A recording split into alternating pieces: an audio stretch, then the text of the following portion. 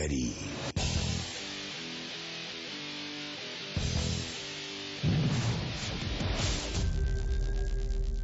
Welcome to another episode of Buff and the Rough, and today we're going to talk about once-in-a-lifetime hounds with Kristin Bundy. And I view her as one of the most successful and perhaps influential women in the sport of rabbit hunting today. And we're going to take a deeper dive and look at the history behind Deep River Kennels and hear the story of Grand Champion, Grand Hunting Beagle Champion, Hall of Fame Deep River Firewater Blue Flame. I was first introduced to Kristin in the very beginning of my beagling career, and I've been lucky enough to hunt with her, against her, and for her sometimes in competition.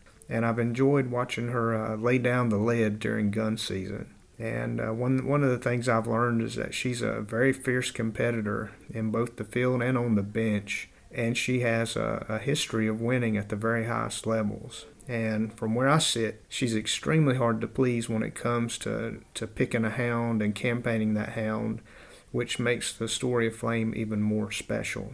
I was fortunate, or unfortunate, maybe depending on how you look at it, to hunt against Flame. I'd say fortunate because I was able to watch a very nice hound work in the field with, I'd almost say like military-like precision, producing a rabbit and leading the pack as they circled it back to the judge. Unfortunate because I thought I had a pretty good hound at the time, and boy, we had it handed to us that day and suffered what I'd call a dominating loss in the field. Now that hunt's one that I'm going to remember for a long time. I still remember it to this day just like it was yesterday. And I know that Flame was a special kind of hound to Kristin, and I believe that she would describe her as a once-in-a-lifetime hound. And if you're lucky, you may have one of those kinds of hounds in your lifetime. And if not, and you haven't had one, I sure hope that you do get that once-in-a-lifetime hound soon, because I promise you there's nothing else like it in this world. So I wanted to ask Kristin a little more about how she got started with beagles, the origins of Deep River Kennels, and hear the story behind that special hound. I want to welcome Kristin Bundy to the program.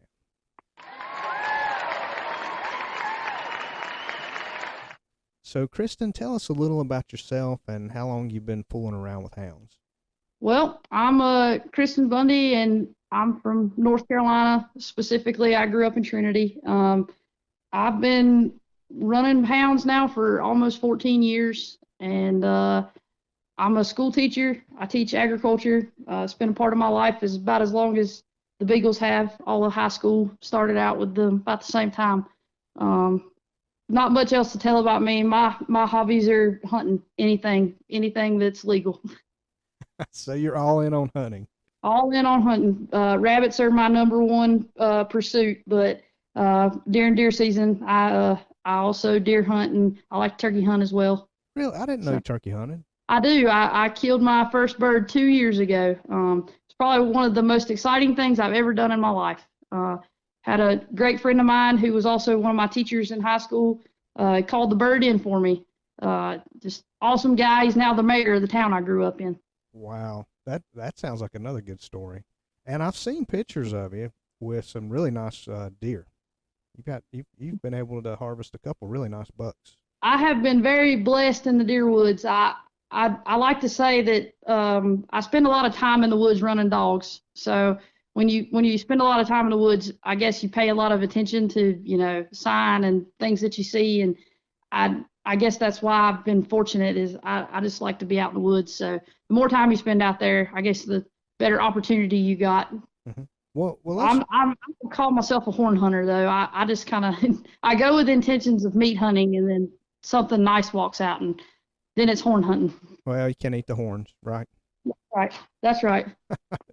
Well, let's talk beagles today. So in the beginning, who introduced you to beagles? Okay, so this one's gonna take a couple twists and turns as we go. But so I started out in high school. I played softball, and I grew up all of my life. My papa had dogs in the backyard. I was the only granddaughter, and just I guess for whatever reason, I never looked at like, well, she'll be a hunter. I was always the boys. We had 3 boys, and I was the girl. Mm-hmm. And I guess they, for whatever reason, didn't see me as the hunter. Anyways, long story short, I get into softball in high school, and I meet a girl named Ashley Stacy. Ashley is a Stacy from Stacy's Mountain Outlaw Kennels, and her grandpa and uncle and my pawpaw, Ronald Bundy, they all run together. So she's like, hey, you need to come to the club and hunt with us at the big club. And I'm like, hey, that sounds like fun. I'd love to do that. So I show up down there one Saturday, and my papa was like, what are you doing here? I was like, I got invited. And he was like, oh, cool. So I went out and spectated a few times. Didn't really understand it. My beagle experience was limited then. And I just enjoyed the dogs and, what I was seeing. So they had a kids hunt later on, and I got to go participate in the kids hunt, and I handled one of my grandpa's dogs and actually won it. Wow. And he looked at me, and that day when we come in and I had won the cast, and he said, what are you doing tomorrow? And I was like, I don't know. What are you doing tomorrow? He was like, you're going to Tennessee to handle my dog in a hunt. And next day, jumped in the truck and headed up the road, and it's been on ever since. Kristin, so let me get this right. So your first experiences with rabbit hunting are competition hunts. So you just showed up at the clubhouse and just hung out and went and spectated casts.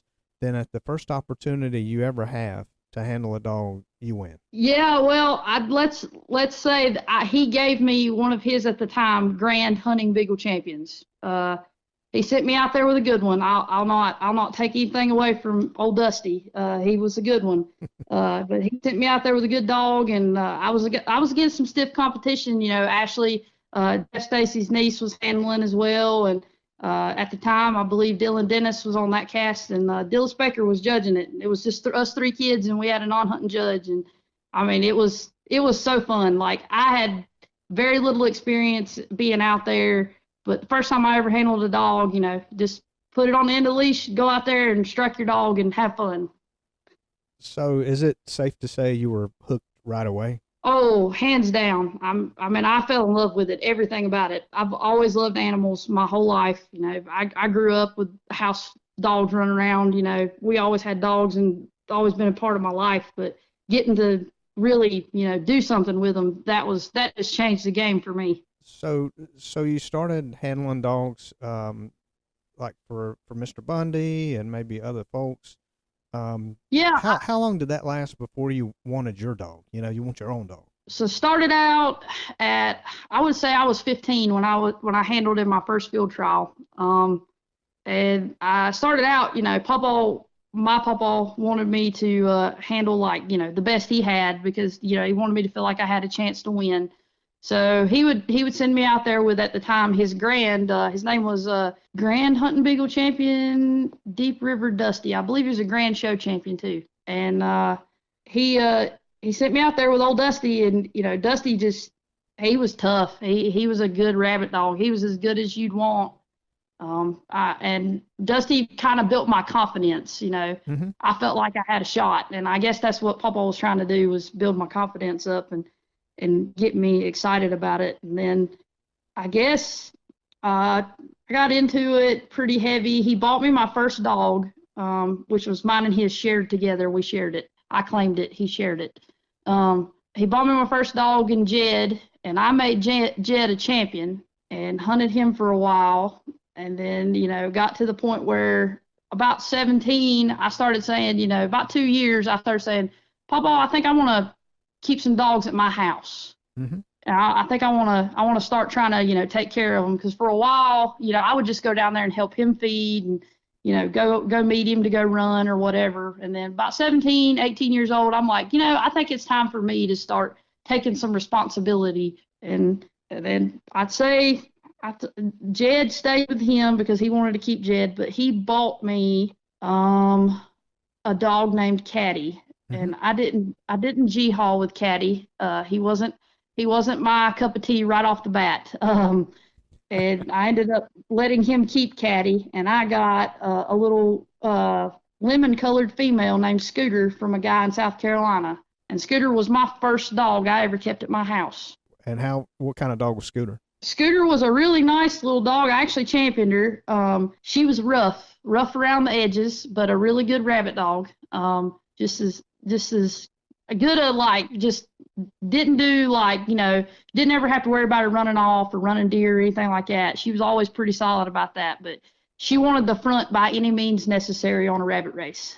Mm-hmm. So me and old Scooter was together for a while, and then the big one came around about a year later. I got my very first let me go out here and see if I can win dog. I got Blitz, the first, like, I guess he would have probably been like my first truly, I raised him and trained him kind of thing. I didn't raise him per se. I got him when he was really young, but I trained him. Mm-hmm. And where did Blitz come from? So I actually was given Blitz. He was a 9-month-old puppy just out of the starting pen at Nationals. A guy named Dick McVeigh met me at Nationals. I was young. I was just getting ready to go into college. And he was like, I have a really nice male dog. He needs somebody to take him and handle him and just, train him and teach him how to do what he needs to do and go win with him. And, anytime somebody says free to me, my apprehensions are high. So I'm worried at that point. I'm like, I'm free. I don't know. But my grandpa was like, he encouraged me. He was like, yeah, definitely. You should definitely do it. So I took him home with me. And I mean, Blitz, the first time I took him out, he jumped a rabbit. And I didn't know anything about him. I didn't even really know much about training a dog then. But the more I ran him, the more solid he became, and just he was kind of the one that really struck my interest in competing on a bigger level, I guess. Mm-hmm. He ended up making Grand Hunting Beagle champion, and then he I don't know that I didn't ever show him, but he ended up making Grand Hunting Beagle champion. He was a wild card, I believe, in the All-Star Series a few times. Mm-hmm. He was also in the Chase twice, and he placed third in the Nationals when I was in college. Wow. You did that while you were in college? Yep, while I was in college. He was third in the Nationals, in the Grands. Well, you mentioned something just now that I forgot to throw in there earlier. You not only have a reputation for hunting the dogs, but you've won some really big shows as well. So is that something that you did from the beginning? I mean, even at those first dogs, did you hunt and show them, or did showing come later? So showing was the thing I think that came first for me. I guess it was because it was just, we all get the kids started with the show. Mm-hmm. You give them a dog, you say, put them up on the bench and you can do it, and I guess the showing was probably the easier part for me than anything. I guess I just took to it really naturally. Mm-hmm. And my grandpa handed me Dusty. I remember this very vividly. We went to Tennessee that very first time I went, and handed me the leash and said, "You're going to show Dusty." And I was like, "I'm going to do what?" And went up there and put him on the bench, and I won the whole Tennessee State show with him. Wow. And I still have that trophy in my trophy room now. It still sits down there. It's a very important trophy to me. That's a special one for sure. It tells me that I told him sitting at the table that day at the hunt that I was going to take one of those trophies home with me. And I don't remember saying that to him, but apparently I did, because I took one of them home. Well, that leads me to the next question. So tell us how, now your dogs run under Deep River Kennels. So what's the story of Deep River Kennels? Well, I wish I had this like grand, exciting story about it. But honestly, when I started hunting, I mean, I guess ever since I can remember, because it would have been in the 90s when my grandpa started hunting with Jeff Stacy and some of those other guys. And ever since I can remember, around the house, it was always just all pawpaw shirts and hats said Deep River Kennels. I never thought anything about it. He had beagles in the backyard. We were Deep River Kennels. But he lives on not on it, but close to the Deep River. It's kind of runs diagonal from his house in High Point. And I asked him one day, I was like, "Why'd you name the kennel Deep River Kennels? You could have called it anything you wanted." And he said, Well, it was the closest landmark, so that's what I named it. And we've been Deep River Kennels. And when I started, he looked at me, and when he gave me my first dog and we was sending off the papers, he said, "Well, you can name that dog anything you want to. You don't have to be Deep River Kennels." And I said, Papa, I think we're a team. I think I'm gonna keep Deep River Kennels. And he said, "That's fine with me." And we've been Deep River Kennels ever since. We got separate dogs. We have a little different taste in dogs. Not necessarily bad. Just me and him's got a little different expectations. We have separate dogs, but we're both Deep River. And now he says how proud he is and how much he hopes I continue it on, because it means a lot to him. I love it. I think that's a great story. I absolutely love it.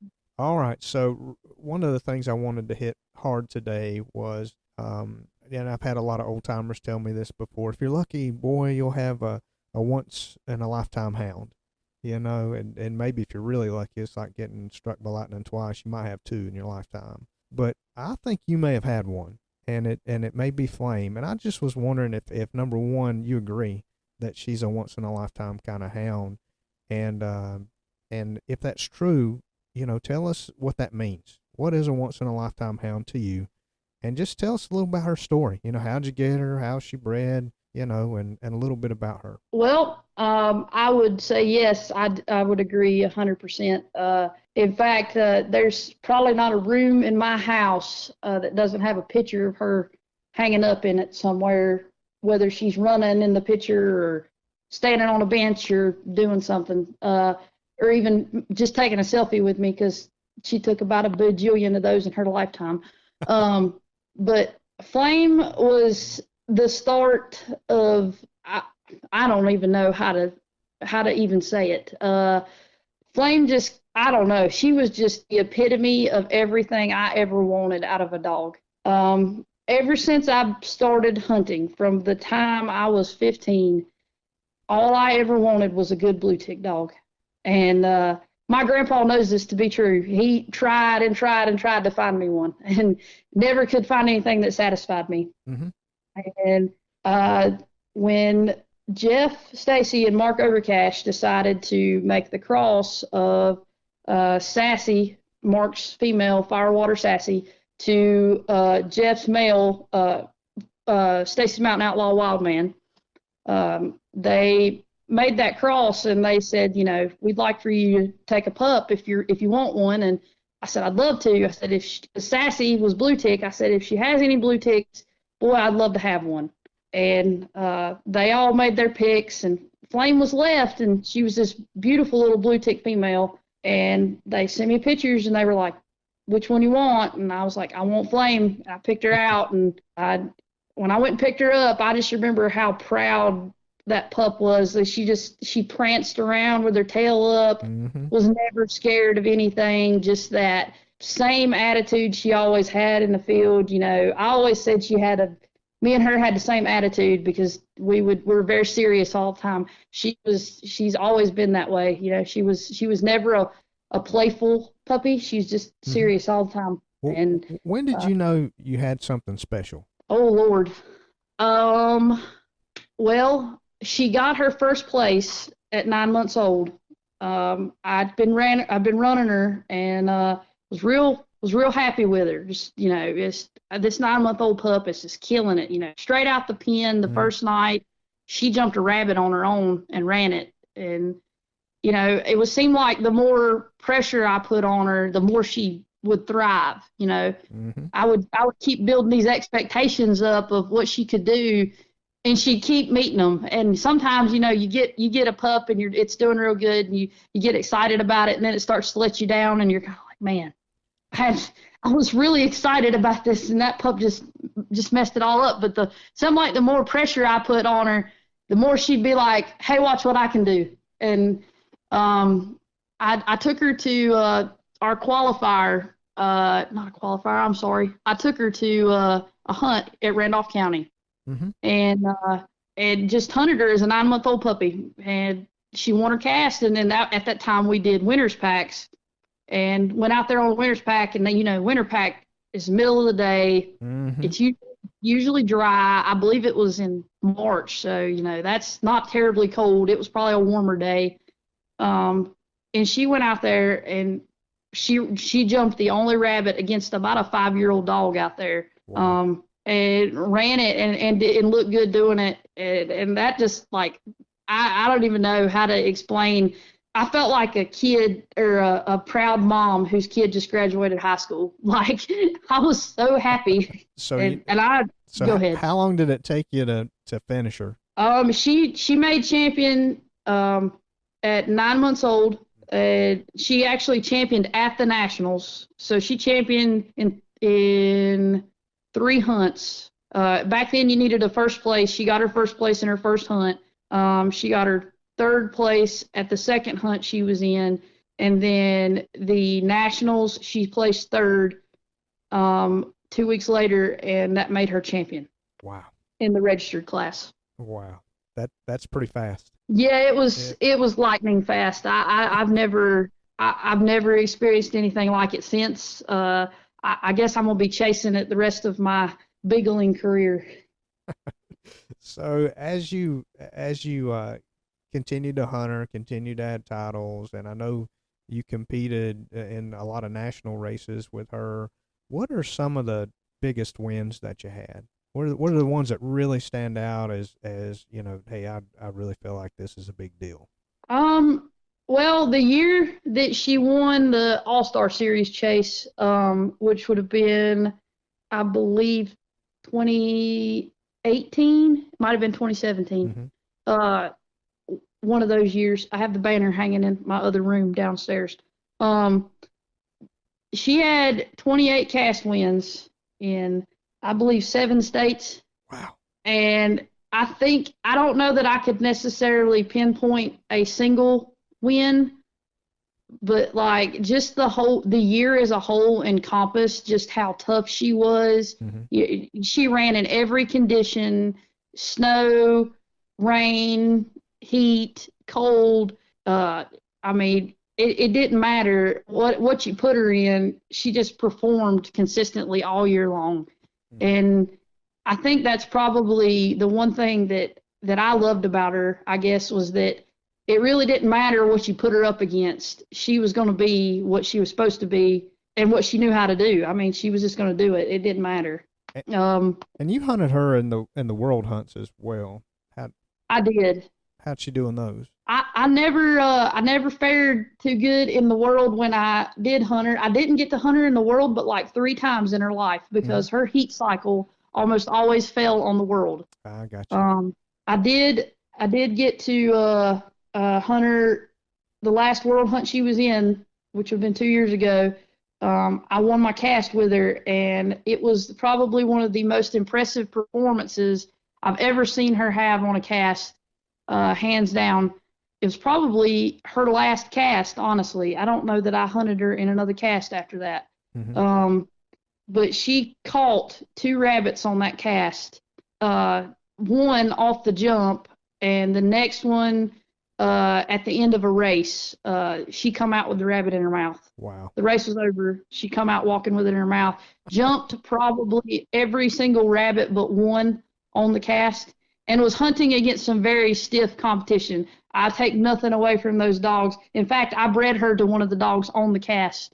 Grand Hunting Beagle champion, Stacy's Mountain Outlaw Diesel. He was on the cast as well, and I mean he looked great. He looked like Diesel, but she just was there to show somebody something that day. It's probably one of the most impressive things I've ever seen her do. Just like I said, you could set the bar on her and she'd just come out and be like, "Hey, let me put it a little higher for you."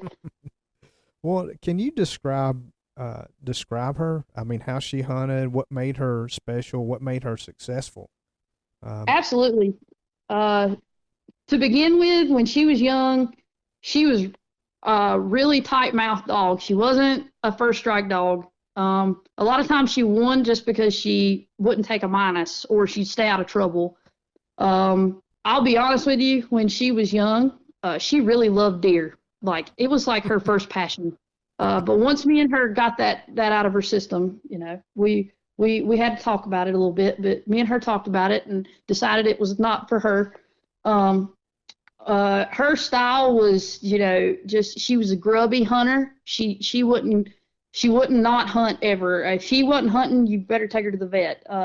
She was always just dig in there and get it out of there regardless. She just no quit in her. And when she got older, she got really good at jumping rabbits. She wasn't an extremely fast dog, in my opinion. She was fast, but she was always very consistent on the lines. And that was a lot of times what would win it for her, is that when she got the track between her legs, she wouldn't fumble it. She could go with it, and she wasn't gonna mess up. So you'd have to, if you messed up, she'd make you look bad, and that was how she did it.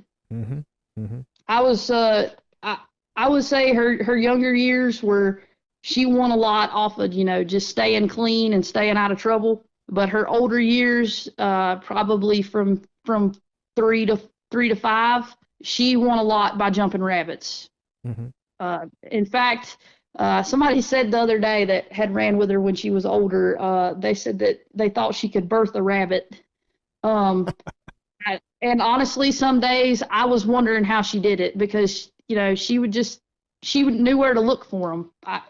She just got rabbit smart, as some of my influencers would say. She got rabbit smart. Well, one thing that I wanted to ask you about, and maybe some folks that are listening aren't as familiar with the competition side of things, but it's a pretty big deal to be in the Hall of Fame. I mean, that's not a huge list. So how did she get into the Hall of Fame? So she had to have, I believe it's 38 wins altogether as after she made grand.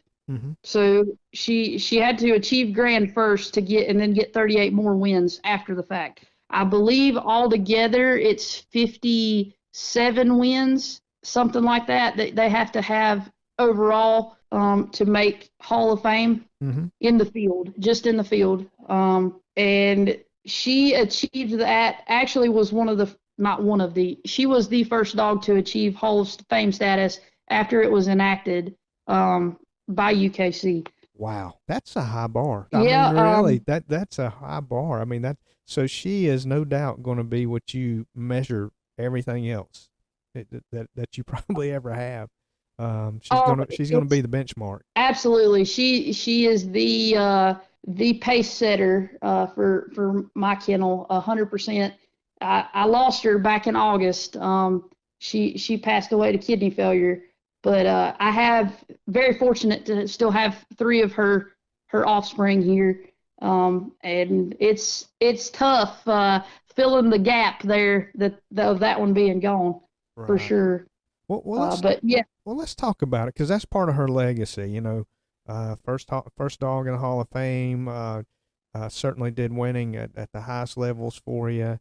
And so, unfortunately, I'm sorry to hear that she's passed, but you were able to get pups out of her. So tell us, I think you mentioned the sire, but if you would just tell us again who that is, and tell us about how those pups are doing. So when we were breeding her, or planning on breeding her, I was really all over the place about what I wanted to take her to, because I really wanted to take her to a dog that, I felt like had a lot of the same traits she did, but also maybe could, give her some things that she needed. Because in my opinion, when she was younger, like I said, she was really tight mouth dog.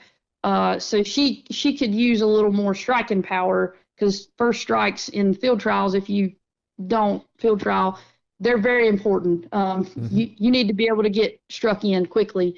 And anyways, one of my best friends who I run with, Josie Holmes and Jeff Stacy, they own a dog together named Diesel, Stacy's Mountain Outlaw Diesel. He's a grand champion, grand hunt beagle champion, and grand show champion. I know Jeff raised him there at his house, but it just, when we would run, me and Josie would run together, them two were just neck and neck, and they would just, Diesel would push her and she'd push him, and it was just so much fun to watch them run. And me and Josie talked about it, and we're like, hey, why don't we take the 2 best we got and see if they make amazing pups? And we bred them. She gave me 8 beautiful puppies. It was amazing how it worked out. I had 4 tricolors, and 4 blue ticks, and 2 blue tick females, 2 blue tick males, 2 blue tick or 2 tricolored females, and 2 tricolored males. Wow. It was crazy. But I ended up keeping 2 of them, and then got rid of some of them. Josie kept 2, and then I've been fortunate enough to get to see how they're developing now, and have one named, I call him Cooper, but his papered name is Deep River Bad Company. He just won this past weekend or weekend before last in a qualifier, and I was real proud of him. He's done an excellent job. He's really a little different style of dog than what I normally go after, but I've come to love and appreciate his style. Mm-hmm. He's really won me over with his abilities. I guess I never thought I would say that, but like the more I run him, the more excited he makes me. Mm-hmm. He has a knack for finding rabbits, and he's kind of grubby like his mama. He's got a little bigger nose than she had. And there's days where he'd probably take you a minus if it's cold or frosty or something like that. But he's just a solid rabbit dog. And then I have her first champion that she produced is the dog I call Indy. She's a hunting beagle champion now and needs 10 points to champion on the bench as well. But her name is Deep River Miss Independent. Mm-hmm. So those are the ones that I have, and I also have one named Deep River Hollywood. He's up and comer. He's not quite where I want him to be just yet, but he's getting there. Well, it sounds like you've got several in the works. So, and that brings me to another point. So, anybody that knows you knows how picky you are, and that's I'm being positive here. I'm not saying that as a negative thing. You're picky. You know what you want. You know what wins, and you won't settle. So, keeping that in mind, what traits do you look for in a hound? I mean, when you're sizing them up, you're judging them, you're deciding what's going to stay there and be a part of your kennel. What are those traits? Well, I would have to say my number one is they got to hunt. I don't like a dog that doesn't go in and do his share of the hunting. But I would also have to say that brains are very, very important to me. Mm-hmm. A dog who can pick up on, where to look for a rabbit, and when it's a good time to open its mouth and when it's not a good time to open its mouth. And,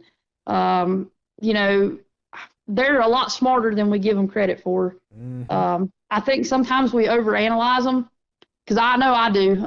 I get accused of it a lot. My grandpa is he don't think too hard about it. He knows they know what they're supposed to do, so he just goes and lets them do it. And I nitpick them. But I always look for brains. I like a dog with a lot of hunt. I want a dog that when they open, they're pretty true mouth. I don't want to have to wonder if they have it or not. What about speed? Is too fast, too slow? Is there such thing as being too fast? And that line control maybe you mentioned. How important is that? Are one of those things more important than the other? Or do you want both? I want both. I want speed and control. I think you can be too fast if you don't know how to control it, because then you get reckless, and that's when you mess up, and those little females like Flame make you look bad. But I would say that I like a dog that's fairly controlled. I know that I don't mind a little swing in their game. That's what it takes to win. Sometimes they got to get a little rough on occasion. Mm-hmm. And there ain't nothing wrong with that. I want a dog that can do both. You know what I mean? I know that's a bad example. I want a dog that can run it like it's supposed to be run, but if they need to get a little rough, they can. I definitely like speed. The faster, the better. Always is good. But if they can't run it correctly, speed don't mean nothing to me. Mm-hmm. Mm-hmm. Rabbits are going to turn, and then the stuff we run in, if you mess up, you liable to have messed up bad. Mm-hmm. Well, we talked about you're once in a lifetime hound. But I'm always interested because you've hunted all over the country, and you've hunted again at the highest level in competition. Is there a hound or two out there that, when you think of the top hounds that you've ever hunted with, that you want to mention? Because I'm interested in that. Who are a couple of the best dogs that you've competed against? Oh man. Oh man. That one's tough. Uh, mm. Hey, how about this? Who did you not want to draw? Oh Lord, that's another one. Uh, I will say when I first started, this is going back a ways, in the playbook. When I first started and I was hunting Dusty for my grandpa, the dog that I loved to watch run, but absolutely despised drawing because I knew I was going to get my tail whipped, was a dog that Jeff Stacy owned called Bluebell. She was a beautiful blue tick female, grand champion, I believe. I believe he placed her in the world multiple times. Just probably one of the nicest dogs I've ever watched run, period. Wow. Belle could absolutely do it right and probably made me fall in love with blue ticks. Just because after I watched her, I was like, man, I want a blue tick like that one. And she was the epitome of what I wanted when I was 15. And, I guess I developed an opinion pretty early in my beagling career, about what it was. Cause I don't know, I'm a thinker. I'm always thinking, and, I would sit down and think about it. I'd be like, man, she kicked my butt. And I'd start putting these, things together about Belle that made her so great. And, well, that's what I want in a dog. That's what I want in a dog. I would, this is tough. Belle was one of my favorites. I would also, I'm a big female lover. I love females. I don't know why. I think it's just they're maybe just a little bit more brains than a male sometimes, at least in my opinion. I have more females than I have males here now. I have 2 males and 4 females here at the house. That's just me personally. But I would have to say, because I was fortunate enough to handle her, and this is going to sound completely kennel blind because all of my dogs are all mostly Stacy's Mountain Outlaw bred. But I got the opportunity to handle Stacy's Mountain Outlaw Rose. She was a grand as well. And I'm going to be honest with you. I don't know that I was ever as confident as when I had Rose on the end of my leash.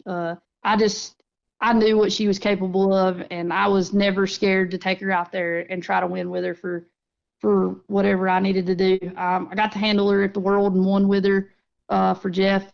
So it was a really great opportunity for me as a young handler. And Rose was kind of one of those dogs where she put it between her legs and she could roll. She was consistent. She jumped a lot of rabbits. Nice dog, wonderful reproducer too, right? Absolutely. She reproduced some really nice hounds. I probably another one of those ones that when I talk about dogs that, really got me excited and really helped me put check marks on expectations. That was one of them. Well, go ahead.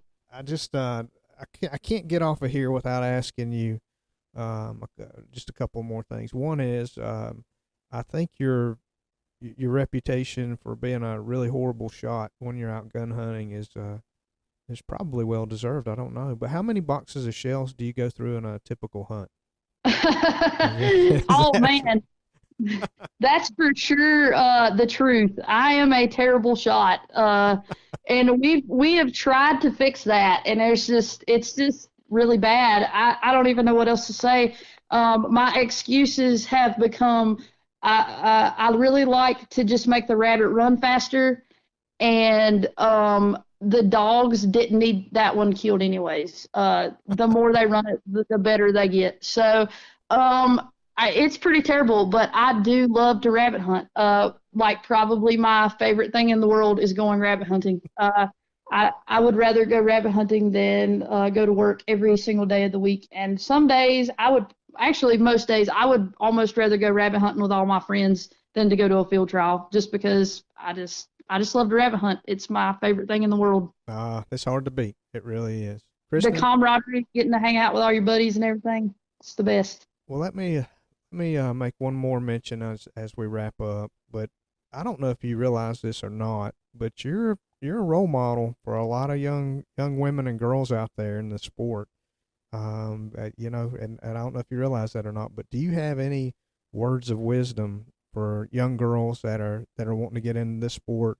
In any, and I'm talking about showing or hunting. So I was really fortunate to get to do both, and won a lot at both. And I will say that to any young girl that's looking to get into it, don't be intimidated by the sport. It's definitely not what it once was. When I was 15, I was probably the only girl there most days. And there was never a time where I felt like, I was at a disadvantage because I was a girl, or, treated less than. I always felt like, I had just as good a chance as anybody going out there. So I would encourage any girl that, feels like, well, I'd like to give field trialing a try, or even just showing a try. Just find a dog that makes you happy and get out there and do it. I definitely have seen this sport grow on the women's side of things. We have, I think, more women doing it now than we've ever had. Mm-hmm. And that's exciting to me. It's really exciting. And I don't know if you call me a role model or not, but I would always encourage women to get involved and ask questions and be adamant about yourself. Go out and find a dog that makes you happy and push that dog, and go to hunts and have fun and talk to people. That's how you get where you want to be. You just got to go out and try it and keep doing it until you find what makes you happy or what makes you win. I know I hunted my fair share of cast where I had a dog on the end of my leash, and I was kind of like scratching my head wondering why somebody paid the entry fee like me to go out here and do this. But then there was days where, I'd take those experiences and I'd learn from them, and I'd go out there and I'd, try to do better the next time, or, keep pushing forward to find that hound that would make me happy and consistently get me where I wanted to be. Excellent. Kristin, thank you so much for spending time with us, and I hope to get you back in the future to talk about something else. Absolutely. Thank you for having me, Sam. I really appreciate it. Thank you. Great time. Thank you so much. Thank you again for listening to my interview with Kristin Bundy. Remember to like us and subscribe if you want to be notified when new episodes are released. Also, you can email your comments and or suggestions for future content to buffintherough@gmail.com. Thanks again for listening. I hope you join us next time to learn more about training pins and hear Chad Phillips say, and I quote, "Just about anything will run a deer. Some of them run them better than others. Even house dogs will chase them."